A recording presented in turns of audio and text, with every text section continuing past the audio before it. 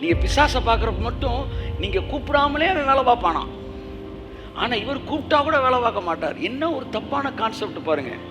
நான் சொல்கிறேன், நீங்கள் கூப்பிட்டா கூட பிசாசு நீ வேலை பார்க்க மாட்டான். இவர் கூப்பிடாட்டினாலும் இனிமேல் வேலை பார்த்துக்கிட்டே தான் இருப்பார். ஆமாம், ஏன்னா நீங்கள் பாவத்திற்கு விடுதலையாகி நீதிக்கு அடிமைகளானீர்கள். ஸோ அதனால் அவர் கைக்கு உங்களை தப்பிக்க வைக்க முடியாது. அப்படின்னா என்ன சொல்ல வரீங்க? உங்களுக்கு ஒன்று சொல்லிட்டாருன்னா அது உங்கள் வாழ்க்கையில் நடக்காமல் இருக்கவே இருக்காது.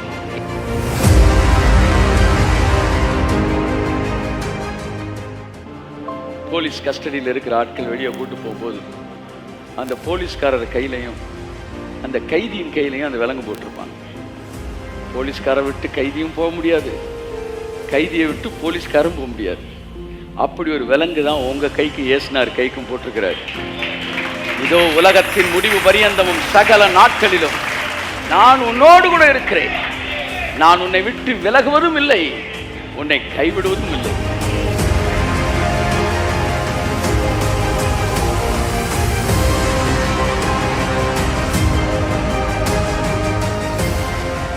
உன்னை பார்வோனின் கரத்திலிருந்து விடுவிக்கவும் பாலும் தேனும் ஓடுகிற கானான் தேசத்துக்கு கொண்டு போய் சேர்க்கவும் நான் இறங்கினேன்.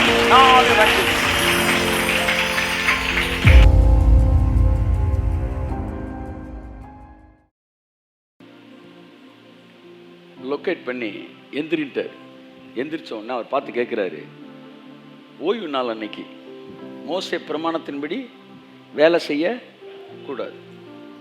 கேட்குறாரு, ஓய்வு நாளில் நன்மை செய்வதா தீமை செய்வதா, எது சரின்னு கேட்குறாரு. இவங்க அமைதியாக இருக்கிறாங்க. அப்படின்னு என்ன செய்ய, தங்கள் எதிர்ப்பை தெரிவிக்கிறார்கள். உங்களை ஆசீர்வதிப்பதினால் அநேகர் அவருக்கு எதிர்ப்பு தெரிவித்தாலும் அவர் அதை குறித்து பயப்பட மாட்டார். நான் செய்கிறதை தடுப்பவன் யார்? என்னுடையதை என்னுடைய இஷ்டத்தின்படி செய்வதற்கு எனக்கு உரிமை இல்லையா? உரிமை இல்லையா? ஏன் வல்லமை, ஏன் ஆசீர்வாதம், ஏன் பொருள், ஏன் வரம், ஏன் கனி, ஏன் பரிசுத்தம், ஏன் பாதுகாப்பு நான் என் இஷ்டத்துல தான் நான் கொடுப்பேன். ஓ இஷ்டத்துக்கு கொடுக்கன்னா முடியாது. அப்ப நீங்க உங்க பையில இருக்கிறது தாங்க நீங்க சொந்தம். அவர் பையில இருக்கிறது யாரு கொடுக்கும் நீங்க சொல்ல கூடாது. That is God's liberty.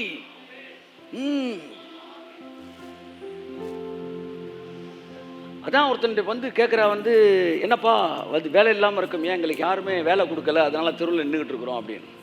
சரி வா, உனக்கு நான் வேலை கொடுக்குறேன்னு சொல்லி கூட்டிகிட்டு போய் காலை வேலை கொடுக்குறேன்னு சொல்லும்போது அவங்க என்ன சொல்கிறாங்க, எவ்வளோ பணம் தருவீங்கன்னு கேட்குறாங்க. எப்படி? ஒரு பணம் போதுமான்றார். ஒரு பணமா? நாங்கள் 5 சென்ட் தான் எதிர்பார்த்தோம், நீங்கள் $1 தரேன்றீங்க. சரிங்க நான் வரேன். ₹1 கேட்டேன், நீங்கள் $100 தரேன்றீங்க. நான் வந்துட்டான். அடுத்து மதியம் போய் ஒரு குரூப் நிற்கிறாங்க. வேலை இப்போ என்னப்பா இங்கே நிற்கிறீங்க? வேலை யாரும் கொடுக்கல சார். சரி போய் இதில் என்ன செய்ய, வேலை பாரு, நான் எப்படி சம்பளம் தருவேன், நியாயமானபடி கூலி தருவேன். சாயந்தரம் 4 மணிக்கு ஒரு குரூப் உட்காந்துருக்காங்க. சார் சார் கை தட்டுங்க சார். 4 மணிக்கு சார், கடைசி நேரத்தில் சார் பஸ்ஸு கிளம்புற நேரம் ஏறுவாங்க பாருங்க சார். அவனும் கரெக்டாக போய் என்ன செஞ்சிடறான், அவன் ஊரில் இறங்கிடுறான். நீ என்னப்பா இங்கே நிற்கிறேன்னா, ஐயா எங்களுக்கும் வேலை தரல சார். நீ லாஸ்ட் பெஞ்சா? ஆமாங்க சாமி, அந்த பயிலுக்கமாக எங்களுக்கு நல்லவே கிடையாது, ஏதோ நாங்கள் கடைசி பெஞ்சு. சரி சரி நீயும் போய் வேலை பார்ப்போம், வேண்டிய மட்டும் கொடுங்க. சரிங்க சாமி நீங்கள் பார்த்து ஏதாச்சும் கொடுத்தா சரி. உடனே 6 மணி ஆயிடுச்சு. இவன் 1 மணி நேரம் தான் வேலை பார்த்துருக்கேன். என்ன வேலை அதுக்குள்ளே முடிஞ்சிருச்சான்றான். வா வா வா கூலி தரப்பாரு கூப்பிட்டு ஒரு பணத்தை கொடுக்குறாரு. வாங்கிட்டு, சாமி ஒரு பணமா, ரொம்ப நன்றி சாமின்னு வாங்கும்போது பின்னாடி இருந்த ஒருத்தன் காலையில் வேலை பார்த்து வெட்டி பார்க்குறான். இவ்வளோ பெருசு பழைய குரூப்பு. என்னது இம்மார்டாலிட்டியா அப்படி. அப்போ இவனுக்கே $1 கொடுத்தா பகலின் வெயிலையும் இரவின் உஷ்ணத்தை நம்ம சகிச்சிருக்கிறோம். நமக்கு என்ன செய்வார், கிட்டக்கு போய் ஒரு $10 தருவான்னு பார்த்தா அவனுக்கு $1 கொடுக்குறாரு. நான் கேட்குறேன், என்னங்க என்னையாடி நியாயமான ஆள், என்னையா வேலையை சமமாகிட்டியப்பா. அப்போ சொன்னான், நான் உனக்கு என்ன பேசினேன் அப்படின்னா, ₹1 பேசுறீங்க, கொடுத்துட்டேன்ல. இப்போ உனக்கு பிரச்சனை உன் காசை குறைச்சதா அவனுக்கு கூட கொடுத்ததா? உனக்கு குறைச்சு கொடுத்தா நீ பேசலாம். உனக்கு பேசினதை கொடுத்துட்டேன். அவனுக்கு உனக்கு கொடுத்தது போல கொடுப்பது அது என் இஷ்டம். நான் செய்கிறதை தடுப்பவன் யார்? நான் உனக்கு பேசின மாதிரி கொடுத்தேனா இல்லையா? ஆமாங்கய்யா. பக்கத்துல ஒருத்தன் சொல்றான், தப்பே நீ பேசினேதான்டா.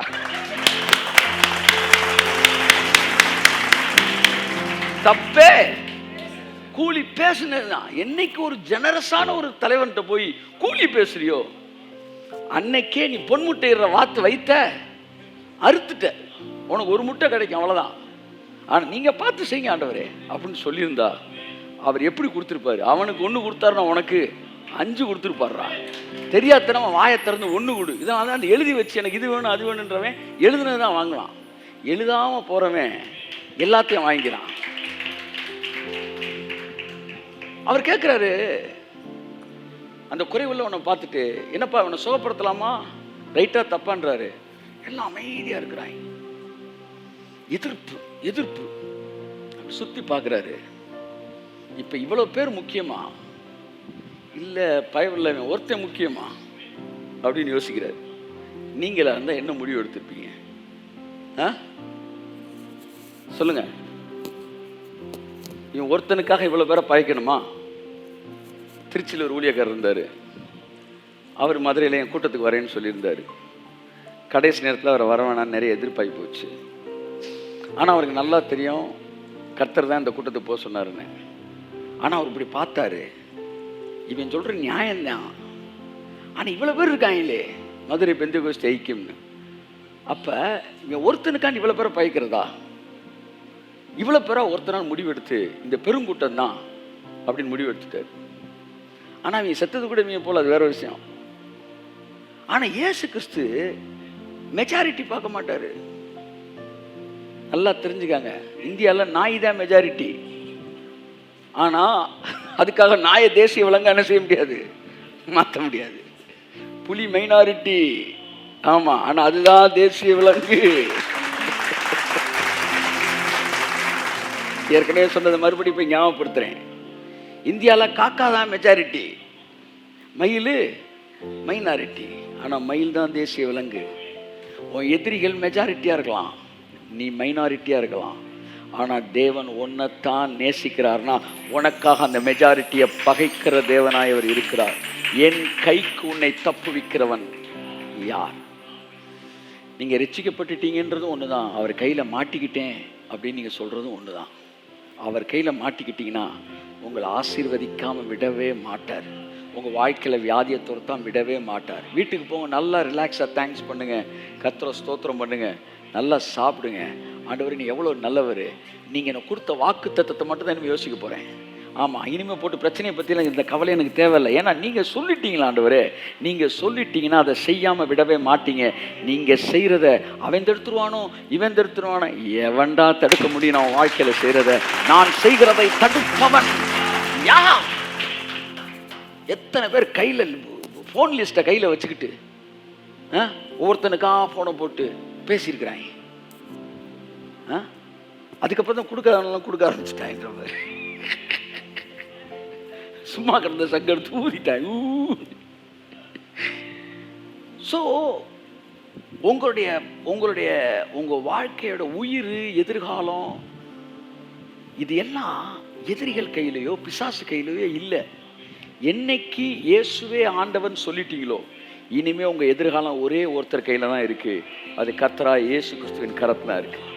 என் கைக்கு தப்புவிக்கத்தக்கவன் யார் என்று இங்கே யெகோவா தேவன் சொல்லுகிறார். புதிய ஏற்பாட்டில் இயேசு சொல்கிறார், உங்களை எனக்கு தந்த பிதா என்னிலும் பெரியவராய் இருக்கிறார், ஒருவனும் அவர் கரத்திலிருந்து உங்களை பறித்து கொள்ளவே முடியாது.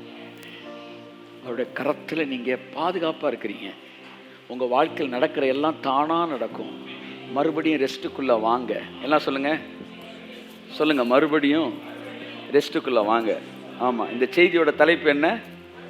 மறுபடியும் ரெஸ்ட்டுக்குள்ள வாங்க, மறுபடியும் ரெஸ்ட்டுக்குள்ள வாங்க. கையை தட்டு, மறுபடியும் ரெஸ்ட்டுக்குள்ள வாங்க. கிறிஸ்து எனக்காய் சாபமாய் மாறினி கிறிஸ்து எனக்காய் சாபமாய் மாறினி ஆசீர்வாதமாக என்னை மாற்றினி ஆசீர்வாதமாக என்னை மாற்றினி ஆசீர்வாதமானேனே நீர் ஏழையானதனா ஆசீர்வாதமானேனே எனக்காமமானதினால் சிலுவை மரணத்தில் என் சாபங்கள் நீங்கியதே. சொல்லுங்க. சிலுவை மரணத்தில் என் சாபங்கள் நீங்கியதே. இன்னொரு தடவை. சிலுவை மரணத்தில் சிலுவை மரணம் இந்த அருத்திரம் நீங்கியதே. இன்னொரு தடவை. சிலுவை மரணத்தில் என் தரித்திரம் நீங்கியதே. சிலுவை மரணத்தில் என் பாவங்கள் சிலுவை மரணத்தில் என் பாவங்கள் நீங்கியதே. ஆட்டுக்குட்டியானவரே ஆட்டுக்குட்டியானவரே ஆட்டுக்குட்டியானவரே எனக்காக பலியானே. ஆட்டுக்குட்டியானவரே ஆட்டுக்குட்டியானவரே. அந்த வெண்கல சர்ப்பத்தை நோக்கி பார்த்தார்கள், எல்லாமே மாறி. ஆமே. உமக்கே ஆராதனை. அந்த வெண்கல சர்ப்பத்தை நோக்கி பாருங்க. எங்கள் வாழ்க்கையில் இருக்கிற எல்லா விஷமும் இறங்குது இயேசுவின் நாமத்தில். ஆமே. உமக்கே எங்கள் ஆராதனை. அவர் முகத்தை நோக்கி பார்ப்போம். உமக்கே எங்கள் ஆராதனை. ஐஸ்வர்யம் உள்ளவர் நீ, ஐஸ்வர்யம் உள்ளவர் நீ, எல்லாமே இழந்தீரே. ஐஸ்வர்யம் உள்ளவர் நீ. அவர் முகத்தை அப்படியே பாருங்களேன். ஆமே. எல்லாவற்றாலும் என்னை நிரப்பிடவே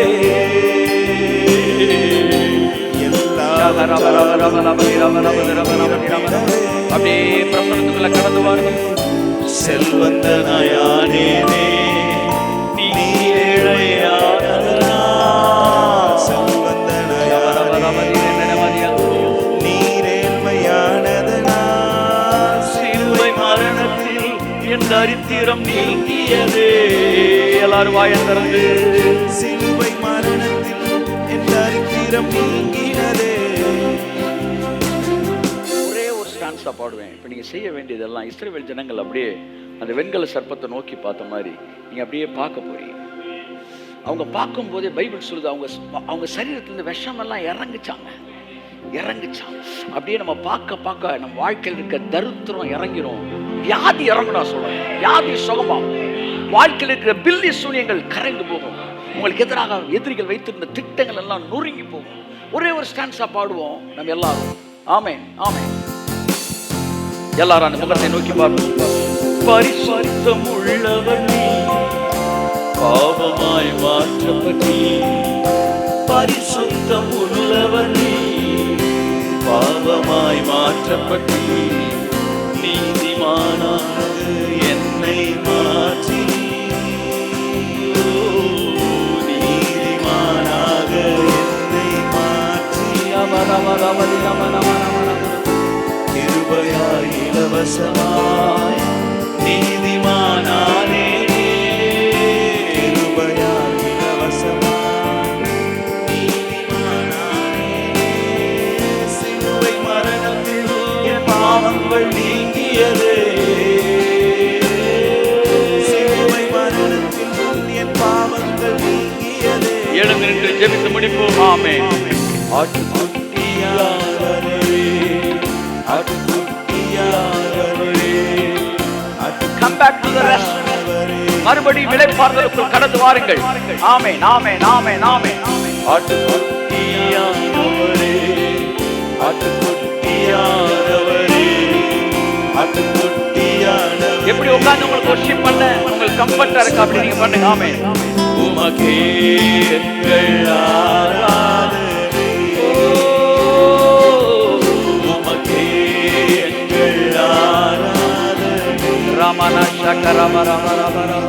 உமக்கே எங்கள் ஆராதனை. அதினதின் காலத்தில் நேர்த்தியாய் செய்கிற தேவன். கிறிஸ்து எனக்காய் சாபமாய் மாறினே, கிறிஸ்து எனக்காய் சாபமாய் மாறினே, ஆசீர்வாதமாக என்னை மாற்றினே. நன்றி பிதாவே.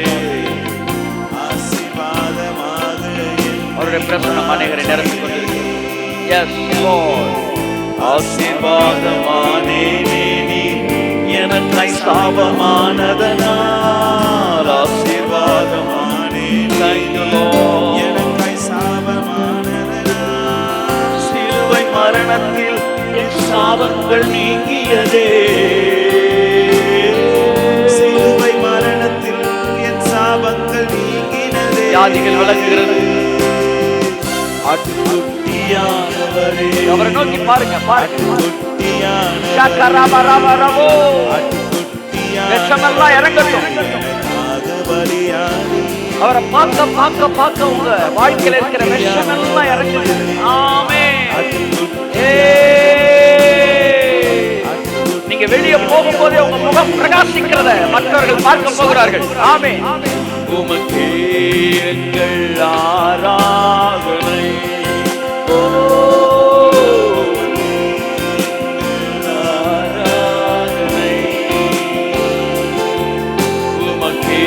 அநேக பண தேவைகளோடு நீங்கள் கடந்து வந்திருக்கலாம். இதோ அவரை நோக்கி பாருங்க. உங்க குறைவுகள் எல்லாம் நிறைவாகிற நேரம் இது. நீங்க பார்த்தா போதும் பிரதர். ஆமென். ஐஸ்வர்யம் உள்ளவர் நீ, ஐஸ்வர்யம் உள்ளவர் நீ, எல்லாமே இழந்தீரே. ஐஸ்வர்யம் உள்ளவர் நீ, எல்லாமே இழந்தீரே. எல்லாவற்றாலும் என்னை நிரப்பிடவே,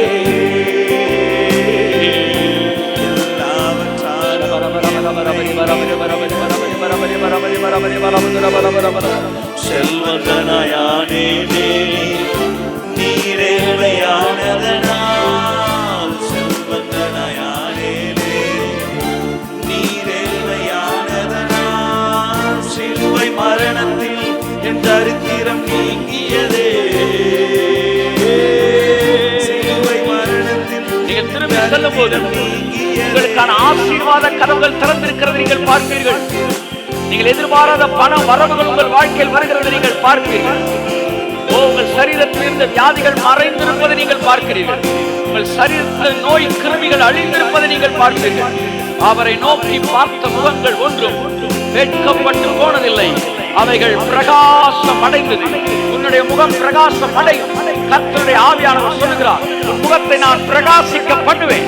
மறுபடியும் உன்னுடைய முகத்தை நான் பிரகாசிக்க பண்ணுவேன். மறுபடியும் உன் தலையை நான் உயர்த்துவேன். மறுபடியும் உன்னை நான் மேன்மைப்படுத்துவேன். நான் உன்னை அழைத்த உன் தேவனாகிய கர்த்தர்.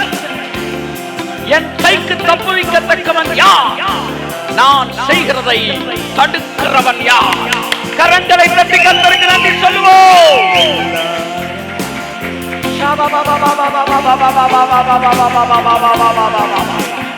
உன் வாழ்க்கையில தேவன் செய்கிறதை தடுக்கிறவன் யார்?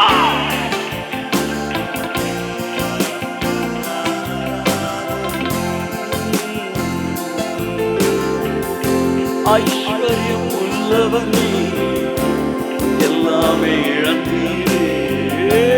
ஐஸ்வர்யம் உள்ளவன் எல்லாமே இழந்தீரே. எல்லாவற்றாலும் என்னை நிரப்பிடவே, எல்லாவற்றாலும் என்னை நிரப்பிடவே. செல்வந்தனாயானேனே நீரேழ்மையானதனால், தைரியமா சொல்லுங்க. செல்வந்தனாயானேனே இன்னொரு தடவை, இன்னொரு தடவை. செல்வந்தனாயானேனே நீரேழையானதனால், செல்வந்தனாயானேனே நீரேழையானதனால், சிலுவை மரணத்தில் என் தரித்திரம் நீங்கி நீங்கியதே. தைரியமா சொல்லுங்க. சிலுவை மரணத்தில் என் தரித்திரம் நீங்கியதே. உங்க கைக்கு என்னை தப்பு வைக்கிறவன் யார்? உங்க கைக்கு என்னை தப்பு வைக்கிறவன் யார்? யோசேப்பை விலங்கு போட்டு எகிப்துக்கு அழைத்து சென்றார்கள். ஆமென். ஆட்டுக்குட்டியானவரே, ஆட்டுக்குட்டியானவரே, ஆட்டுக்குட்டியானவரே, என் பாவங்கள் சுமந்தே உமக்கே எங்கள்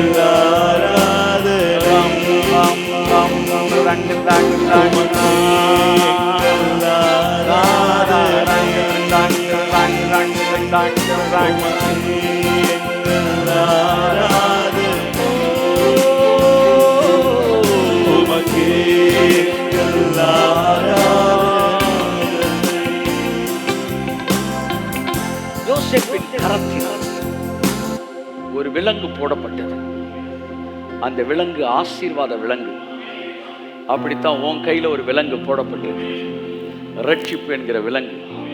இந்த விலங்கு உன்னை எங்க இழுத்துட்டு போகுதுன்னா பாருங்க, போலீஸ் கஸ்டடியில் இருக்கிற ஆட்கள் வெளியே கூட்டு போகும்போது அந்த போலீஸ்காரர் கையிலையும் அந்த கைதியின் கையிலையும் அந்த விலங்கு போட்டிருப்பாங்க. போலீஸ்காரை விட்டு கைதியும் போக முடியாது, கைதியை விட்டு போலீஸ்காரும் போக முடியாது. அப்படி ஒரு விலங்கு தான் உங்க கைக்கு இயேசுனார் கைக்கும் போட்டிருக்கிறார். இதோ உலகத்தின் முடிவு பரியந்தமும் சகல நாட்களிலும் நான் உன்னோடு கூட இருக்கிறேன். நான் உன்னை விட்டு விலகுவதும் இல்லை, உன்னை கைவிடுவதும் இல்லை. இப்ப இந்த கைதி எங்க போவாரு சொல்லுங்க? இந்த போலீஸ்கார் எங்க போறாரோ ரோமர் 6ஆம் அதிகாரம் சொல்லுகிறது, நீங்கள் பாவத்திற்கு விடுதலை ஆகி நீதிக்கு அடிமைகளானீர்கள். நீங்க அடிமை ஆயிட்டீங்க. அதனால நீங்க எங்க போறீங்க? உங்க கையில விலங்கு போட்டவர் எங்க கூட்டிட்டு போறாரோ அங்கதான் நீங்க போறீங்க. உன்னை பார்வோனின் கரத்திலிருந்து விடுவிக்கவும் பாலும் தேனும் ஓடுகிற கானான் தேசத்திற்கு கொண்டு போய் சேர்க்கவும் நான் இறங்கினேன். உங்களை பாதி வழியில் விட்டு விடுகிற தேவன் அல்ல. பாதி வழியில் விடுகிற தேவன் அல்ல. நீ ரட்சிக்கப்பட்டப்ப அவர் உனக்கு எவ்வளவு சமீபமா இருந்தாரோ அதை விட இன்னும் அதிக சமீபமாய்த்தான் இப்பொழுதும் அவர் இருக்கிறார். அதே போல சமீபமாய் இருக்கிறார். நீ நினைச்சுக்கிட்டு இருக்கலாம், அன்னைக்கு இருந்த ஒரு உறவு இல்லையோ, அன்னைக்கு இருந்த பிரச்சனை இல்லையோ. நீ பாவியா இருக்கும் போதே உனக்கு அருகில் வந்து உன் இதயத்தின் கதவை அவர் தட்டுவார் என்றால் இன்றைக்கு நீ பிள்ளையாய் மாறி இருக்கிறாய். உன்னை விட்டு விட்டு அவர் எங்கே போவார்?